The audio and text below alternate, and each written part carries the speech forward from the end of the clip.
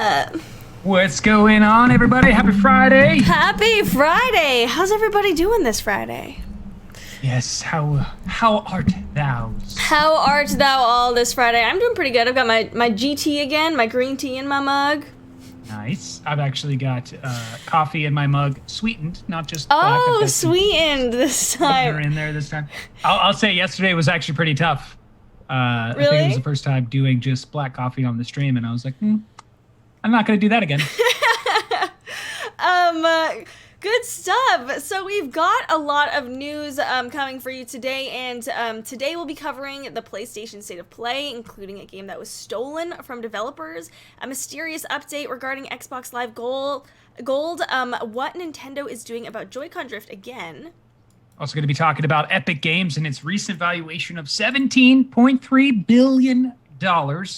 News that Rocksteady, the makers of the Arkham games, will officially be making that Suicide Squad game. And as a follow-up to yesterday's story on xCloud, an update that Microsoft is outright condemning Apple Store's policies. So yesterday we were kind of talking about how Microsoft wasn't launching xCloud on, Apple iOS devices, but now they're just saying, hey, Apple, we don't like what you're doing, and they're kind of going for blood.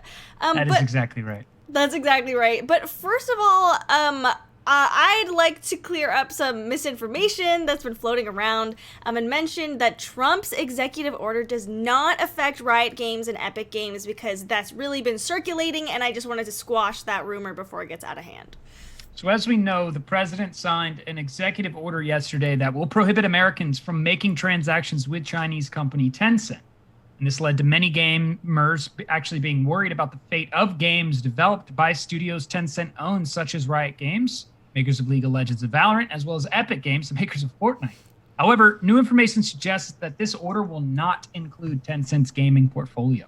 The controversial order, which is due to come into effect on September 20th, so you still have over a month to keep using TikTok as far as we know. Again, that's September 20th, aims to ban transactions with Tencent due to fears over national security for the U.S. The order against Tencent is specifically to curb the use of WeChat, the communication and payment platform that is massive in China, with another order targeting Chinese-owned video social network app TikTok. Microsoft has until September 15th to reach a deal to acquire TikTok, and if TikTok is acquired by Microsoft, it won't be banned in the US. And when the order was announced, the wording suggested that all of Tencent's properties would be included in the ban, meaning many of the biggest games in the world could be impacted.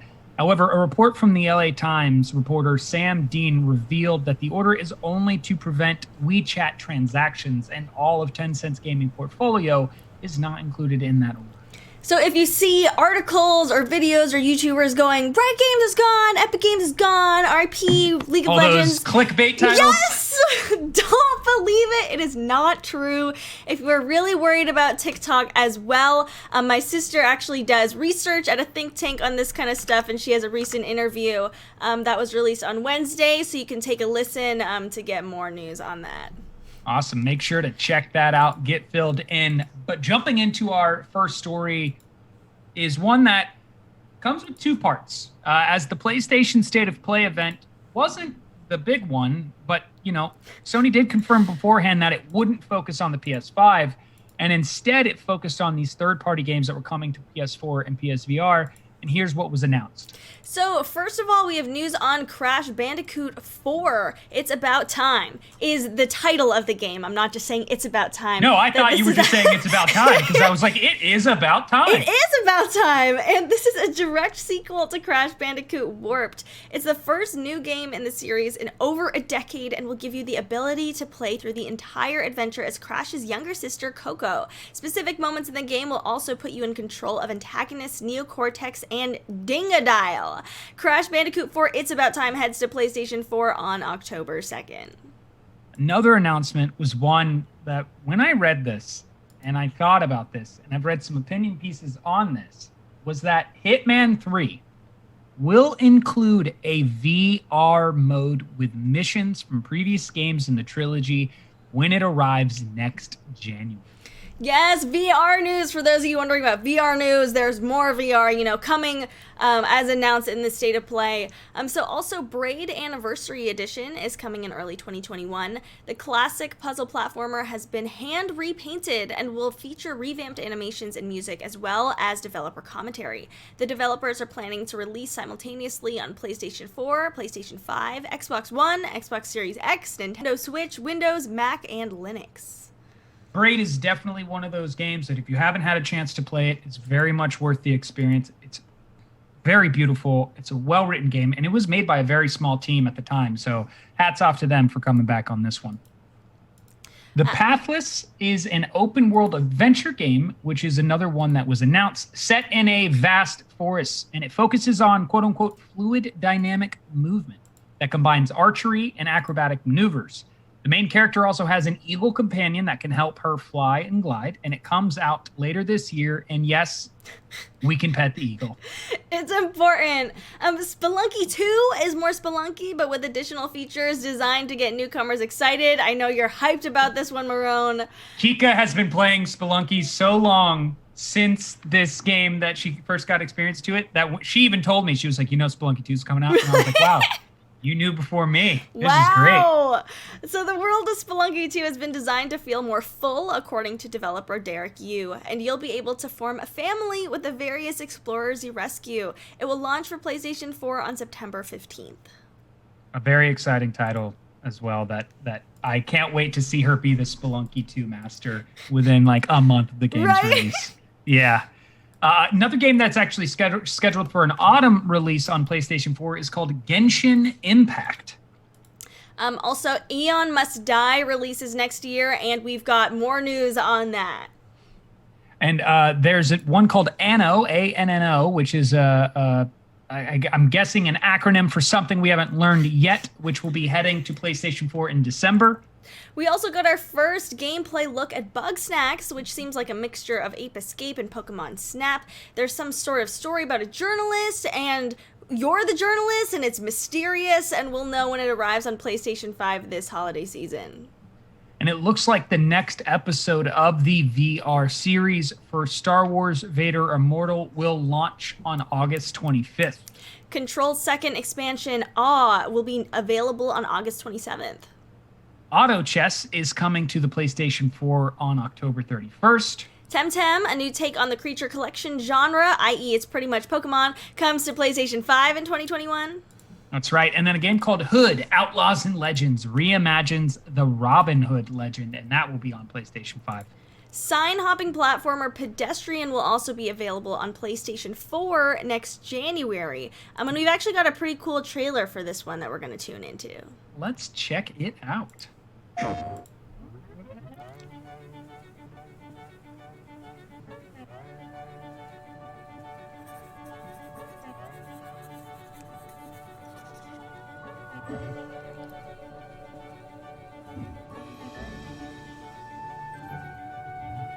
I think this is so innovative. I think this is so cool already. Do you remember Line Rider? I think so. I don't know. I'm getting like a Line Rider vibe. It was basically like Line Rider. You draw the and and it moves around on it. Yeah, I do. This is really cool.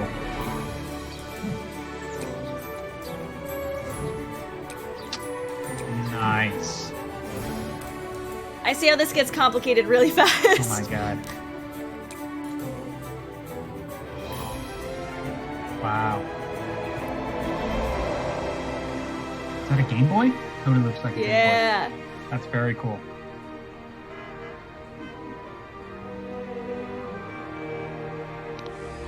What a cool expansion to this genre. Yeah, complete. The Pedestrian. Very, very cool. And finally, there was actually new PlayStation 5 gameplay footage of Godfall, which is Gearbox Software's next loot-based adventure developed by Counterplay Games, and this launches in the holiday later this year alongside the PlayStation 5. So the juicy part of the state of play was actually something that happened behind the scenes as a PlayStation Showcase game was stolen, according to former developers. When I saw this story, I was like, ooh, juicy DGA content. So a group of developers went public with serious accusations of overwork and theft against their former employer, the Estonian studio Limestone Games. The claims surfaced shortly after a trailer for Aeon Must Die, and that game, they say, was stolen from them, and that was shown during yesterday's State of Play broadcast. In total, 8 members of the Aeon Must Die creative team resigned from Limestone Games in June, according to a cache of testimonials published by former employees earlier that day. The ex-employees attribute the decision to what they describe as poor working conditions at the studio and the behavior of its chief executive. Limestone Games has not publicly responded to these allegations. The description of the third-party YouTube upload of Aeon Must Die reads as this. It says, the trailer was created with abuse, manipulation, and theft. People who have worked on every shot of this are no longer with the company holding intellectual property rights. Some were not even paid for their work. And the real IP for the game was stolen from the creators via foul play. While names and other assorted details have been redacted from the Dropbox documents because of the ongoing legal situation, the complaints are led by accounts from former CCO Alexei Nehoroshkin, who co-founded Limestone Games in 2016. According to his statements, he received little support from the current CEO, Yaroslav Lysenko, in hiring additional developers to work on Aeon Must Die, leading to severe workload issues that he says often resulted in long stretches of crunch. Nehoroshkin goes on to accuse Lysenko of working with a major investor to become the studio's sole board member and assume total ownership of Limestone's intellectual property, while Nehoroshkin's focus was on development. Wow. Representatives from Limestone Games have not responded to Kotaku, who's breaking this news, on their request for comment. The documents released also claim that attempts by the former Limestone Games developers to contact Aeon Must Die publisher Focus Home Interactive for assistance were dismissed.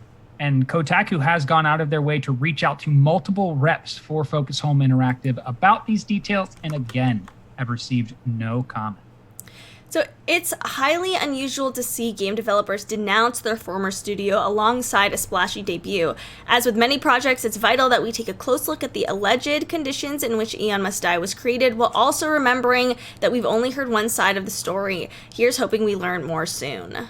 And there was some update to this story early, about an hour or two before we've just gone live here, and it was saying that Focus Home Interactive has said that they are looking into these allegations, but wanted it to be noted that the accusations involve the developers at Limestone and not them. And the publisher is not explaining whether it had been contacted earlier and failed to take action, as Nir Hiroshkin's group of developers said.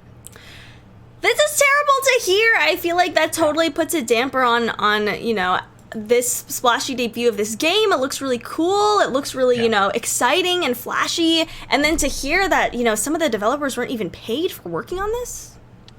It's a big accusation. And if any of this information turns out to be true, I think there's going to be a lot to be said of how this is addressed, because I think this should set a tone going forward if games are being handled in this way behind the scenes before they're released. Because us as gamers, when a game comes out, we're like, oh, that looks cool. We have no idea what's led to the development from pre to in to post. And that isn't information that we're given. But if we are given that information, that will influence whether or not we want to fund a project that may feel like, hey, I'm giving money not to the people who made this game, but the people who took this game. Right, and this also means, if any, I don't really know what this game is about, but if there's DLC in the future or something like that, I feel like I wouldn't want to buy it, because I know that none of the original developers are really going to be working on this, probably because they were all pushed out. This game was stolen from them. I think this is another example of bureaucracy and greed getting in the way of creating good games. Yeah, and that's the thing. Kai was just saying, like, it looks fun. I mean, this game looks enjoyable. It's very hard to put money into a place that could have, in fact, stolen something, and, like you said in the accusations, kicked the people out who are responsible for you having that entertaining experience. How do we get justice for those people? You know, I'm a gamer that's on the side of developers. I recognize that distributors have a role to play in order for me to access those games, but I primarily want the games because I believe in the developers. Right, same. And I wonder what PlayStation thinks about all this, because I assume that they weren't aware to, include this in their state of play, to be like, hey, here's a new game. And then everyone's like, that game was actually stolen. And they're like, well, we already announced it. What can you really say to that? Yep. And, I see silly one saying is like, do we have any say as consumers? Do the developers have any say as the people who are pretty much the reason the game exists? I myself, outside of doing DGN, I write and produce in like film and TV, and there's a lot behind what people say to you of like how you protect your intellectual property, and you must protect things that you create because stuff like this can happen. I think a story around a character like Batman, if you know much about it, the name that's been synonymous with Batman is Bob Kane, but Batman was created by Bill Finger, and he was just a name you never heard about unless you were involved in the business at the time, and you learned about years down the road. So there are stories that parallel this that make me go, is this another one of those situations? And I don't want to, allow that to happen or exist. And so, well, that's a clear injustice if these accusations are true. And I think this is you can support these developers, or I like to support, people who might have been wronged by a major company by following them on social media. I think that's, a way to kind of boycott this is, if their work is being taken away from them, you still know who did the work, and you can still go out there and follow them and support their work and, support their content. And I think social media is an avenue, to be able to directly support those developers versus going through the studios and the distributors and, all the people that are layered on top of who actually created the game. Yeah, and to add to that is this comment from Focus Home Interactive saying we're looking into the allegations, and they're trying to make sure, like, look, these accusations don't come onto us. They involve the developers over at Limestone.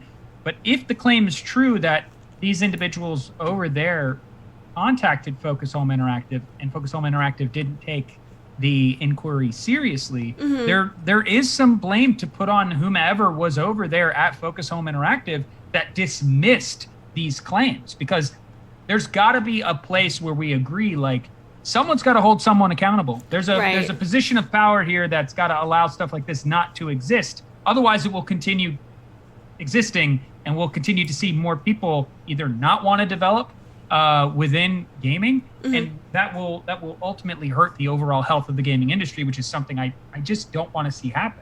Absolutely. We need to see people, responsible for things like this. If there were like were complaints, those need to be taken seriously. I don't know if anyone's listened to Dr. Death, the podcast, but it's this is kind of a tangent, but a little bit related. Yeah. It's about a doctor who basically he paralyzed and ruined a lot of patients by doing these botched surgeries. And whenever there was a complaint, he was just shuffled from hospital to hospital because no one wanted to actually, take responsibility for take responsibility for his actions or blacklist him from anything because they didn't want to deal with that and the mess that causes. And that just, this story reminded me of that because it just feels like, the blame gets pushed off to someone else and nothing gets done. Yeah, and I love the time period we're living in because we have more people that have access to having a voice. Yes, that can come with toxic individuals, and yes, that can come with misinformation and lies and bots and things like that we know of that exist. But to those individuals that are real and they're actually expressing their concern, they're standing out, in a place of, justice first, and making sure, like, if these developers are the ones who are responsible for us seeing this game, experiencing this game, having fun with this game, they are the ones who deserve the profit. They are the ones who deserve the recognition, and this should not happen in any industry but unfortunately, it still occurs, and it's just like when I hear stories like this, and I hear of the story that you just told, I think we have to get more proactive about when these stories do occur, that they get addressed swiftly and they get addressed with transparency. I agree, and I agree with what Waffle says is like consumers can demand where we spend our money. I think you vote with every dollar that you spend. People told me, "Oh, you're just one vegetarian. If you don't buy meat, it doesn't matter. The meat industry is huge." But I've been seeing more and more articles about like actually the meat industry, has been taking a hit because so many people have voted with their dollar. The vegetarian industry is on the rise. So when I do say, you do vote with your dollar. If you don't buy a game, you might feel like you're just one person, among millions of people. But that can really add up, and that does make a difference in the long run.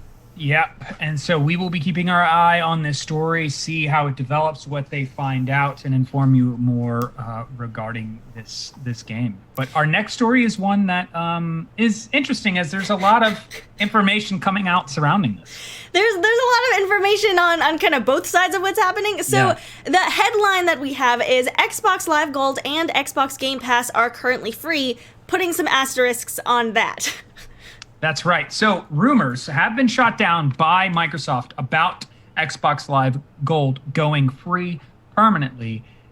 But it would also appear that the company is rolling out some free benefits for possibly an unannounced free weekend of Gold and Games Pass. Multiple reports have been surfacing from Xbox users claiming that they are mysteriously gaining access to online multiplayer without a current subscription. Notably, it would appear that for those who don't own any sub-services are getting access to Gold benefits, while those with a Gold subscription are being granted access to the Game Pass library. And while free Xbox Live Gold weekends are somewhat common, this would actually mark the first time that we see the Games Pass being included in that promotion. And from these reports, this is only affecting Xbox One systems, with Xbox 360 users still requiring a subscription. However, it is a bit odd to see that right after the recent news of no plan changes for the Gold subscription, on August 5th, Microsoft told The Verge, "We have no plans to discontinue Xbox Live Gold at this time. It is an important part of gaming on Xbox today and will continue in the future." Seems like Microsoft is again missing the mark on clarity.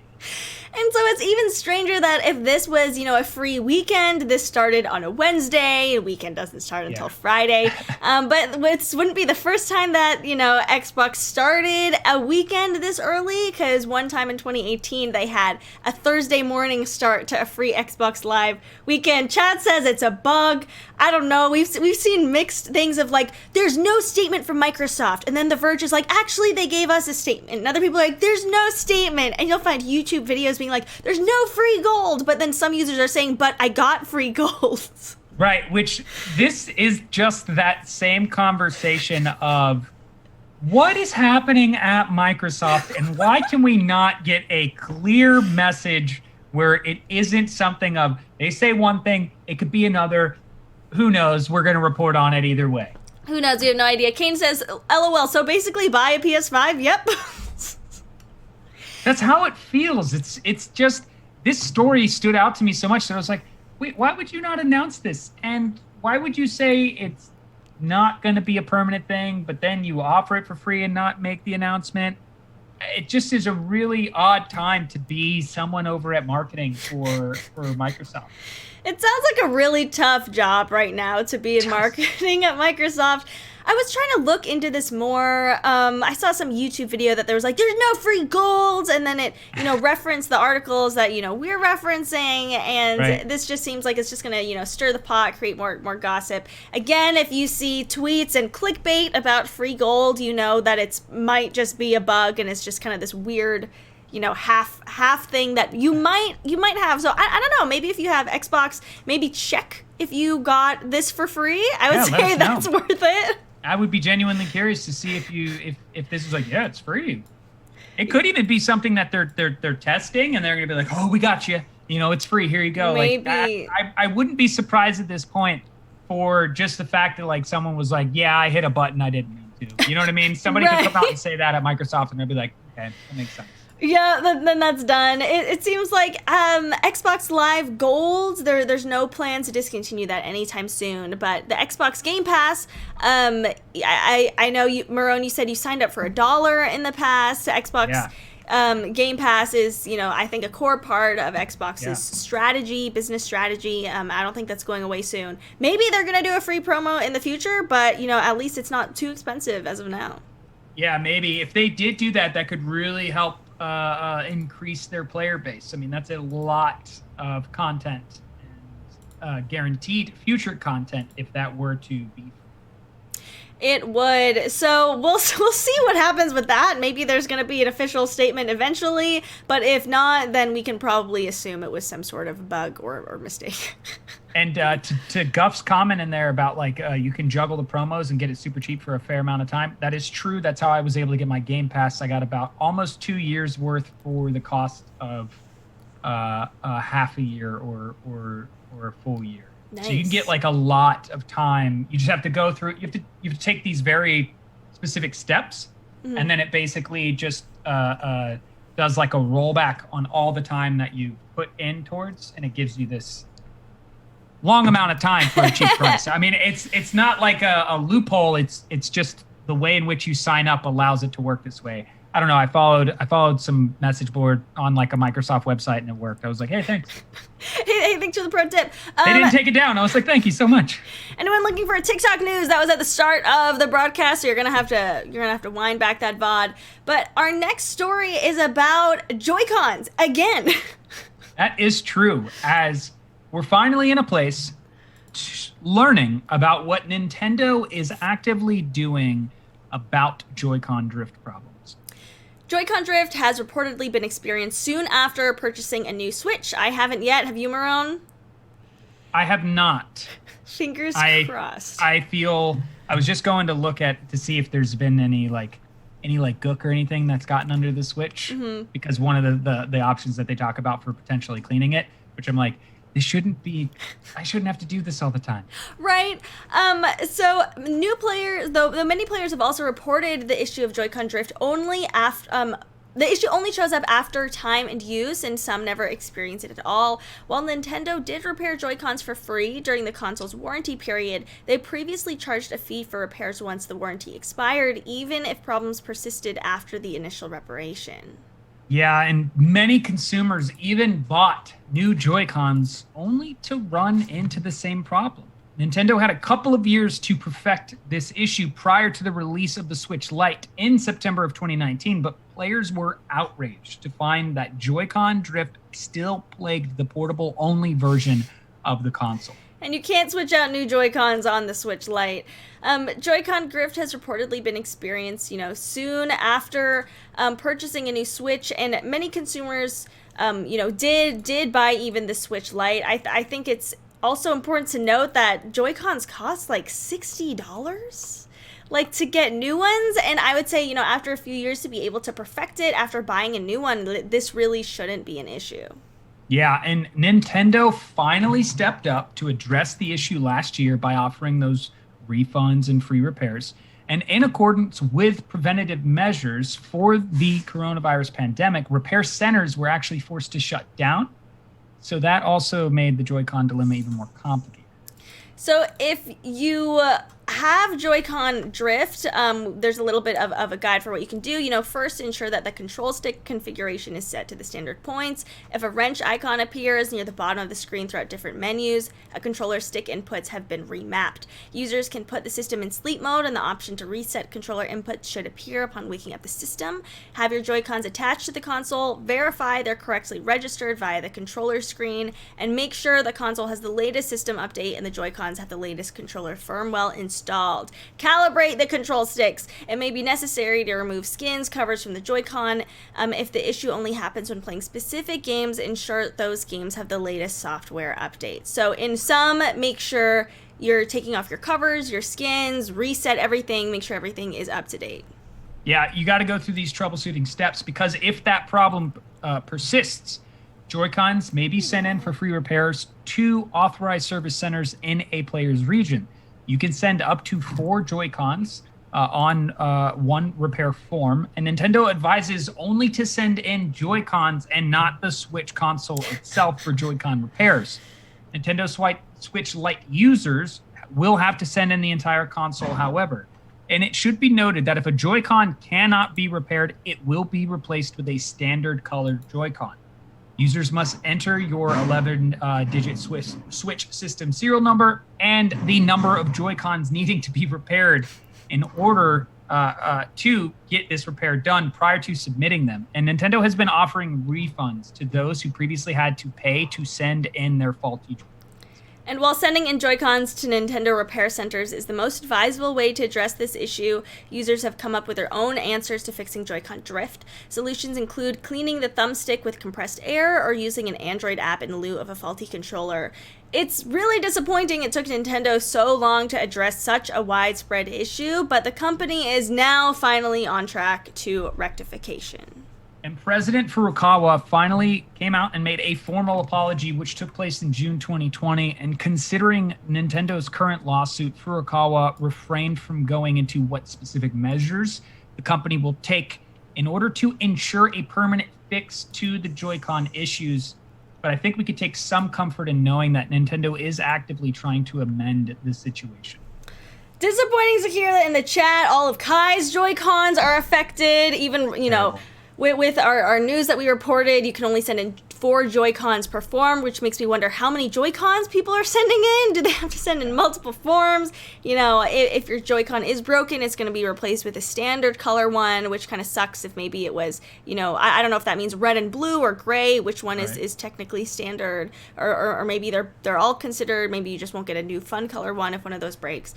I'm surprised that there's such issue with the Joy-Cons because other Nintendo devices I feel like have worked pretty well. Yes, that's what I thought about. Well, I don't know. I remember when I owned a Wii, I never had issues with the controller that I was physically using all the time and shaking around. Right. Unless I threw the controller, of course. But like, this isn't from a lot of like hardcore use. This is from very general use of the Joy-Con, and all of a sudden, you know, you start to have these issues. It feels like some corners were being cut in development. You know, why would this be happening from a big company like Nintendo? And they know how to make controllers. I mean, GameCube controllers are still sworn by a lot of gamers. They refuse to play with anything but a GameCube controller. I don't really understand. I agree with what you said. Maybe just like some corners were cut and now they're really paying for it. You know, maybe they tried to save on costs and, you know, it really came back to bite them. Sorry, everyone. There's something been in my eye for the past like 5 minutes. How dare you have a biological reaction? How dare you? And I don't know. I hope it gets fixed. Maybe with the Nintendo Switch Pro that we were kind of talking about, maybe this would get fixed for that. If still Joy-Cons are going to be an issue, you know, maybe there's something wrong with, you know, the inherent design. If that's the route they take, and I'm with you there, that they take this route of developing a console or whatever, they've got to figure out a way to allow the people who may need to switch over to that console. Like, if you're someone. Like, was it Kane or Kai was talking about their controllers are all messed up. If you're someone where all of your Joy-Cons have been affected by this, you can show that and prove it. I would be like, you should be getting this new upgraded version of the console for free or at a drastically discounted cost, because no consumer should go through that much poor design and not be given some sort of, you know, recompense for having to suffer that. Right, and I agree that, you know, that I think that should be given back to consumers, some sort of recommend, discount, you know, a new controller or some sort of token from Nintendo saying like, we're sorry, this won't happen again.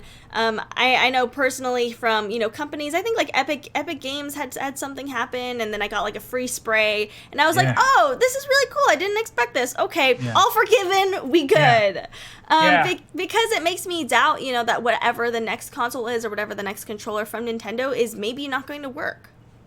That's the part too that I'm kind of stuck with now, is like, how often do I want to use my Switch? Like, how much time do I want to put in on it? Because if I start to suffer that drift, like, going to be very frustrating. I have gone through 4 or 5 PS4 controllers because of the game I used to play a lot, Rocket League, and it just takes a lot. It just really does take a lot of damage because of the controller just isn't that well designed for long periods of extreme use. So, I've been there already in another market within controllers, and I wouldn't want to go back in with having to deal with it with a whole new controller. And for me, like, a broken controller is kind of a deal breaker, like a broken keyboard or sticky keys or something. Games become, unplayable for me.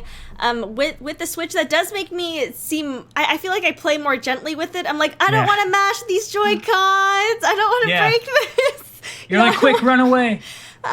Very gently running away. None of those quick time sequences on Switch. None of those. No. Like, mash the button. I've broken my controller. Great.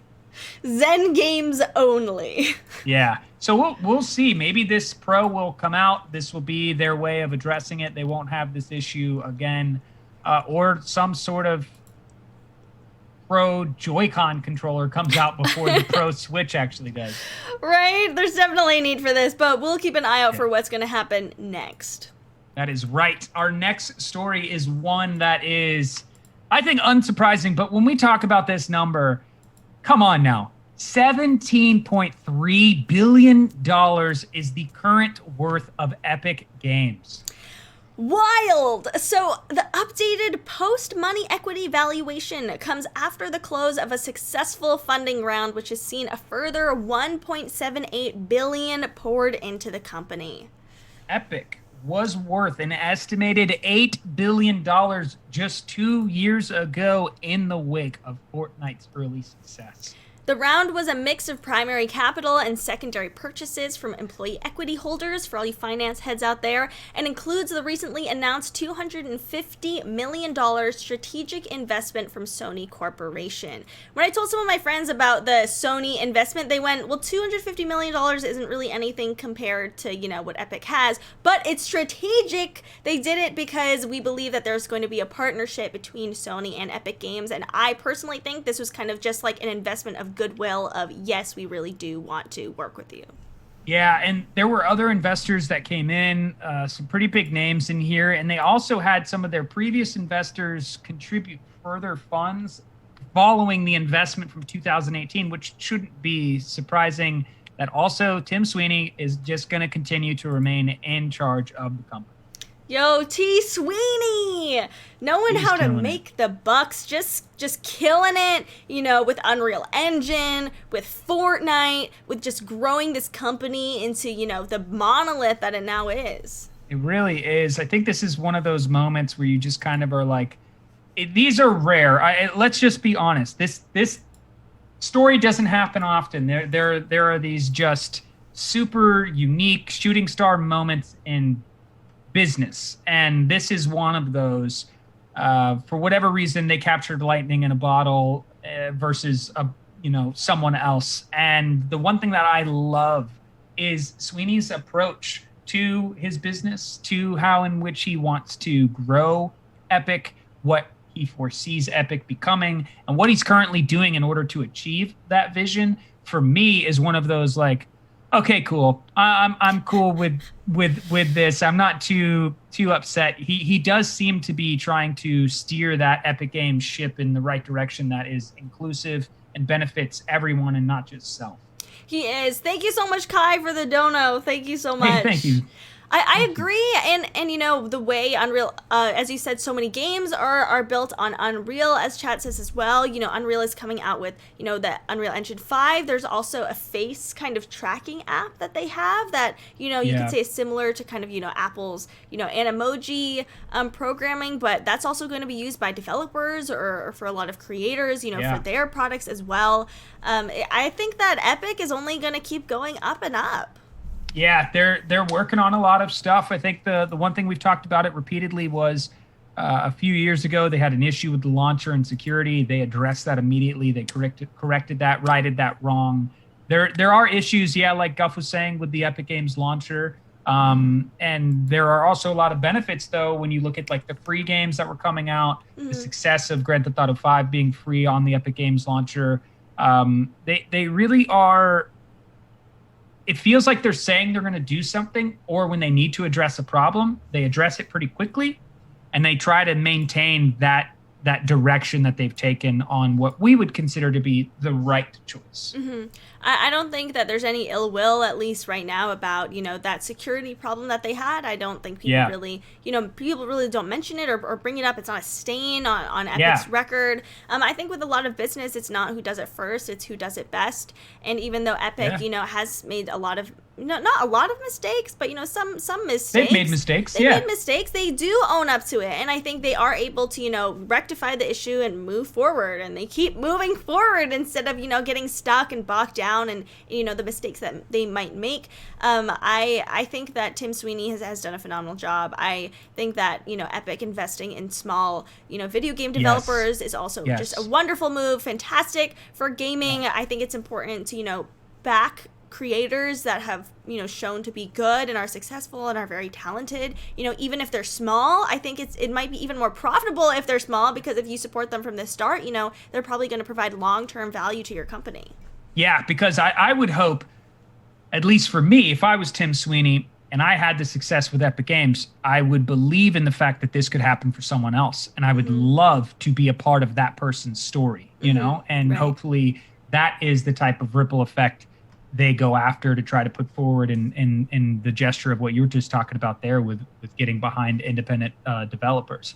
Is that who's next for Epic Games?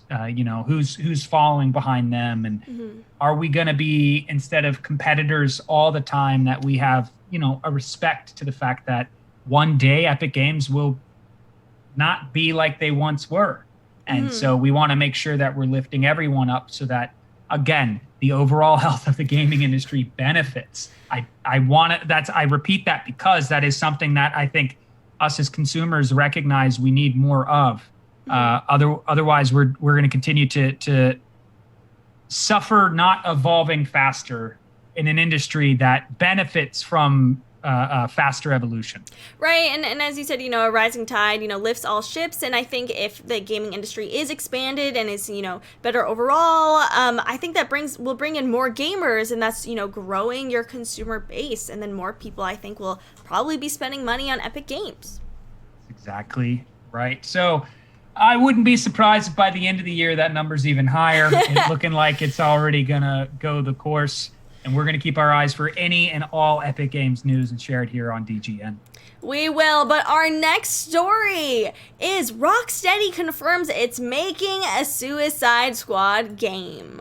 So we talked about it. It was a rumor. People weren't sure. Was it true? And it is. So after all this time, finally we know that Rocksteady has been working on not a Superman game. It's actually the opposite. The Arkham Studio is now developing the somewhat less heroic Suicide Squad game, as they announced on Twitter. Their tweet reads, "Target locked, hashtag DC Fandom, August 27th, hashtag Suicide Squad game," reads the tweet from Rocksteady's account. The DC Fandom bit refers to an online event DC Comics is holding on August 22nd, where it seems that Rocksteady is all set to properly announce its upcoming game. The accompanying image is of Superman with a target on the back of his head, suggesting that we'll be hunting supes in this game as the supervillain team Suicide Squad. Rumors have swirled about Rocksteady's next game for years, but the actual details have been elusive. The studio's last game was Arkham VR back in 2016, although its last full-fledged title was Arkham Knight, released the year before. The Superman rumors appeared not long after that, before finally being quashed 2 years ago by, I think it should say squashed, whoever wrote this, squashed 2 years ago by Rocksteady game director and co-founder Sefton Hill. Shortly before that, the studio began hiring for a, quote, highly anticipated AAA game. And in an article last year, PC Gamer reckoned that Rocksteady's latest might be a live service game, somewhat like Destiny 2 or Fortnite. What with Suicide Squad being a team, this would actually make sense for there to be a multiplayer focus, although we are hoping maybe more for something like the Arkham games that we've known and loved. Now, meanwhile, a few months ago, some Superman concept arts were spotted in a WB Games contractor's portfolio, and it has us asking, could this have been the Suicide Squad game or the Superman game that might have once been in the works? So we'll be finding out more about Rocksteady's Suicide Squad on August 22nd during DC's 24-hour-long virtual fandom event. I personally think all the Superman kind of stuff was probably actually Superman being in the Suicide Squad game, which is interesting since Superman wasn't in Suicide Squad the movie. Right. I have my rumor. This is like that Marrone rumor speculation. It's been talked about that a Superman game has been in the works. It's been alluded to that we needed a new Superman game. Now knowing that Superman is the villain, I wonder if with Superman, who can be evil in storylines specifically around Red Kryptonite, if this is the route that they're going, and maybe the ending and cliffhanger of this game is alluding towards the Superman game that will follow at some point later on. I wouldn't be surprised. I'm throwing it in the sand. I think that's what's going to be the case. I hope so. I think that's a good theory. I mean, PC Gamer, who reported on this, was saying that, oh, maybe this is actually not Superman. He looks a little purple. But I'm like, he's wearing a red cape. He kind of looks like Henry Cavill. Who else would it be? He even has the little swirl. The swirl, the hair swirl. It's Superman. If this isn't Superman, the Kryptonian hairstyle. Yeah, then I feel like it would just be a debate, and it would just be kind of like, well, you just lied to us because that was Superman. Yeah. I wonder how he's going to play in the game. Some people think that Superman is too OP, which I think is just garbage because you could argue that any superhero is OP. I don't think that's an argument to not have a Superman game. I think this would be a great lead up to a Superman game. I hope this is done really well. I have a lot of faith that it is because it's by, Rocksteady, who did Arkham Knight, and everyone loved Arkham Knight. And I think this might be the redemption that we need for Suicide Squad because I loved so many of the actors in that movie, and that movie was pretty garbage. Yeah, it was. And, the saving grace of Margot Robbie's performance as Harley Quinn was not enough to save that entire film, which is unfortunate. I will say, I think if we know Batman at all, Superman's not that OP. Batman has whooped up on Superman because he knows his weaknesses. So there might be something to be said about the fact that you'll get some sort of power over him, maybe in some sort of kryptonite addition to your characters. Maybe that's part of the whole journey. You've got to go out and find different types of kryptonite to then mold to your character so that you can fight him or get him surrounded by lead. There could just be some puzzle aspect to this of side questing a bunch to go locate the items you need in order to take on Superman. But I think this is exciting. I mean, how many different characters are we going to get to play as? How is it going to handle? Is it going to be multiplayer? What are the fights going to be like? I'm looking forward to this just simply because Rocksteady hasn't done a game since how long? Like 4 years, 4 or 5 years, really. So if they've been investing all of their time and effort and hard work into this game, seeing what they've delivered in the past, we should be very excited for what this game can be.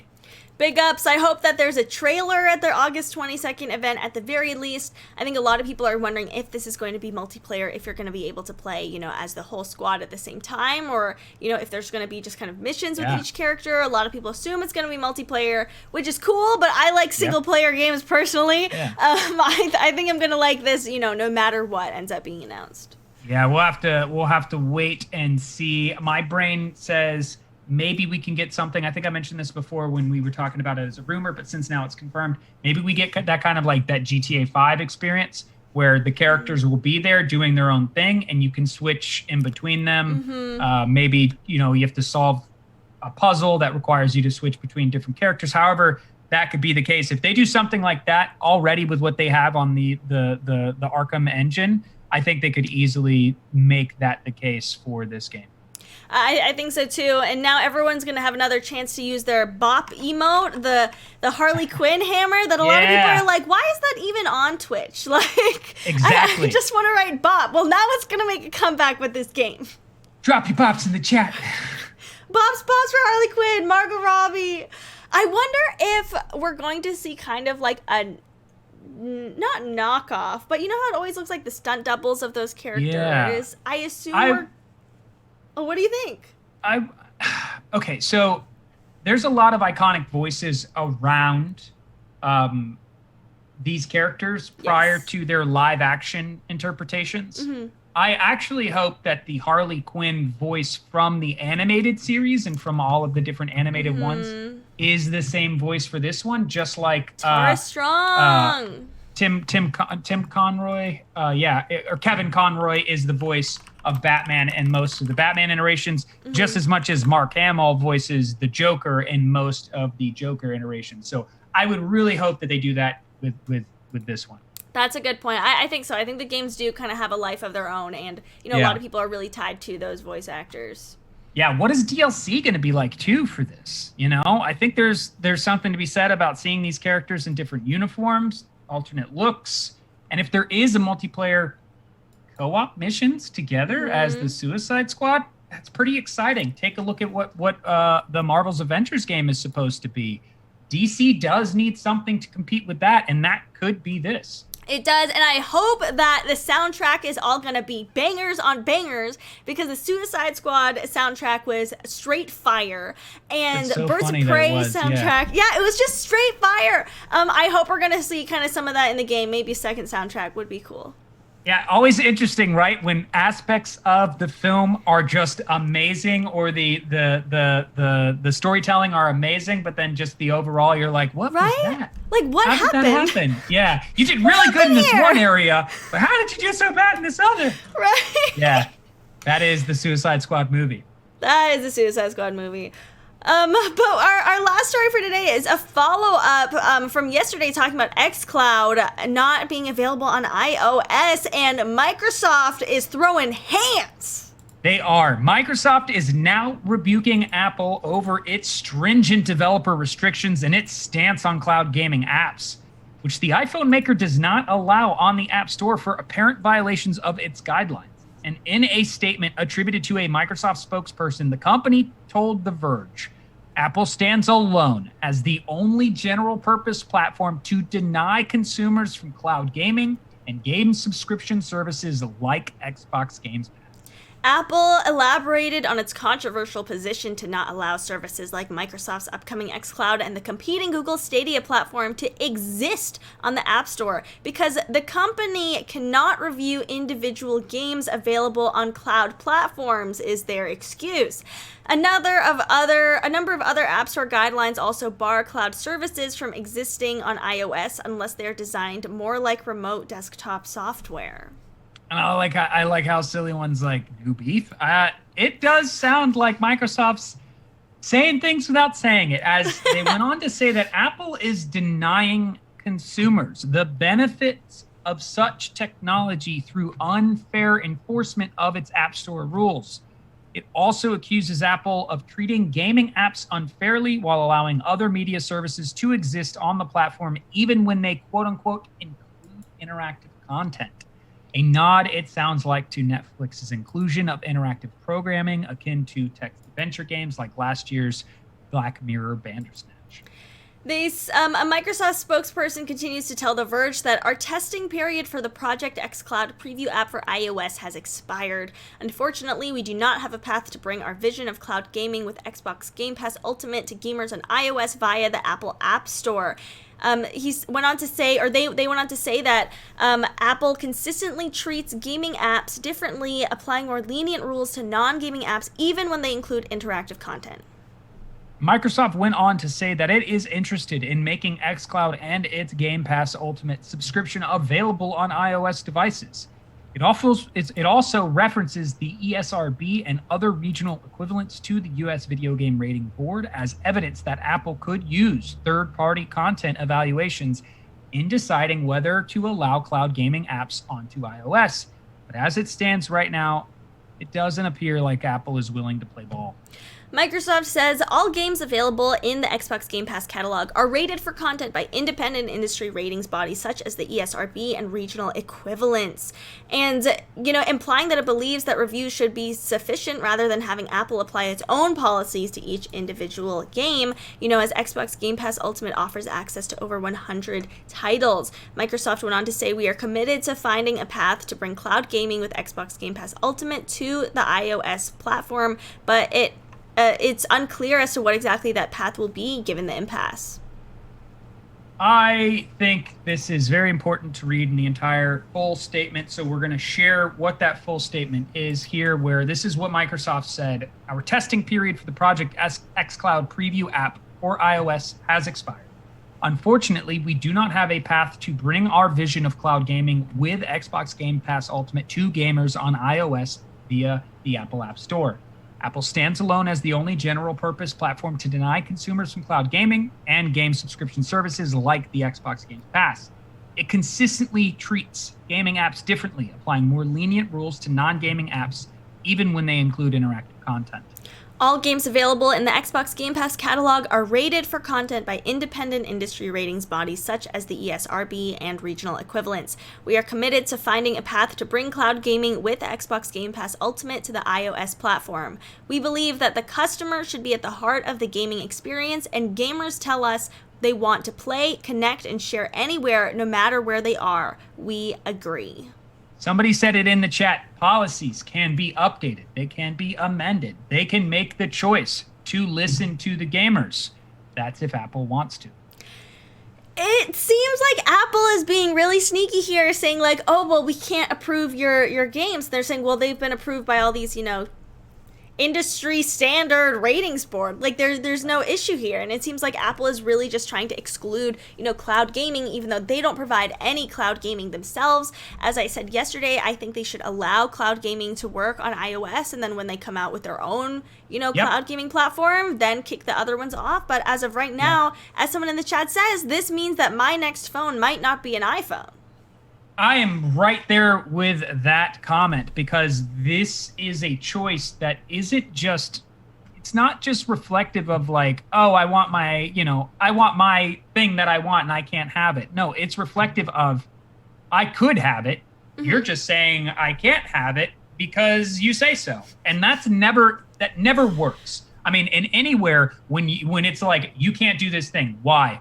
Because I say so. I don't see humans be like, okay, cool, that's fine. No, we push back on stuff like that. What do you mean because you say so? Excuse me, I'll go elsewhere with my business. And that's kind of what we might actually see play out here with regard to Apple and the gaming community.